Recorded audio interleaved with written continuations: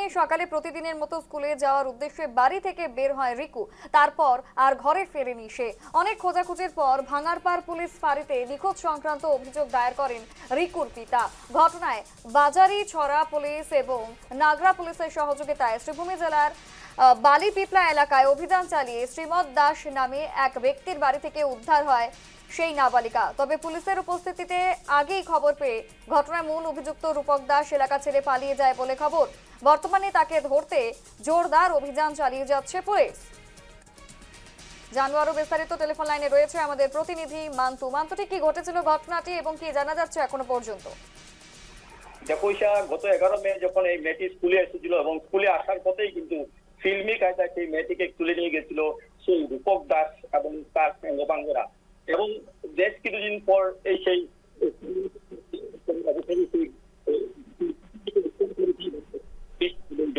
অভিযান চালিয়ে শিলিগুড়ি জেলা এবং বদরপুর এলাকার উদ্ধার করেছে। কিন্তু উদ্ধার করার পর কিন্তু সেই কিশোরীর যে বাবার অভিযোগ মতে যে রূপক দাস সে আগে থেকেই কিন্তু এসব অনেক কাণ্ড ঘটনা ঘটেছে। এইসব যুবতী অপহরণের সাথে এবং মণিপুর বা মিজোরাম যে ভুল রয়েছে সে নারী পাচারের সাথে জড়িত আছে এবং সেই রূপক দাসকে যাতে শীঘ্রই যাতে গ্রেফতার করা হয় এমন দাবি জানিয়েছেন, যাতে ভবিষ্যতে যাতে আরো কোনো যুবতী বা আরো কোনো মেয়ের কপালে যাতে এমন ঘটনা না ঘটে এমন দাবি জানিয়েছেন কিন্তু রিকু দাসের বাবা। বেশ, ধন্যবাদ।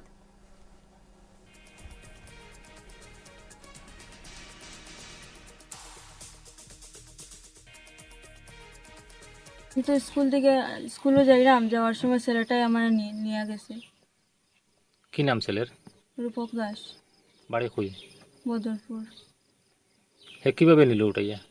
তো আমি তো চিনা জানা একটু আছে, আমার ইয়া দেখছে, তারপরে আমি তো চিনি করি তো গাড়ি উঠিছি, তারপরে তো আমার নিয়ে লইয়া গেছে। তারপরে আমার তো কোন জায়গাত লইয়া গেছে আমি তো জায়গা চিনি না। তো সে আমার নিছিল বেচার লেগে, আমি ফার্স্টে তো বুঝছি না, তারপরে বুঝছি বেচার লেগে। তারপরে তো হে আমার বাড়িতে রাখিয়া গেছি গিয়ে ফালাইয়া আমারে। ভাঙ্গারপাড় পুলিশ আর আমার মা বাবাই গিয়া উদ্ধার করছেন। যে 11 তারিখ সোমবার আসিল। তো সকাল সকাল আমার মেয়েটা বাইনা করতে গিয়ে বেরিয়া স্কুলে যাওয়ার পথে আমার মেয়েটা পড়ে উদ্যয়ন স্কুল, মানে কে বা খারাপ হইতে পারি আর না, আমি আমার মেয়েটারে অপহরণ করিয়া লইয়া গেছি। পরের দিন আমরা থানাতে গিয়া এজাহার একটা করছি।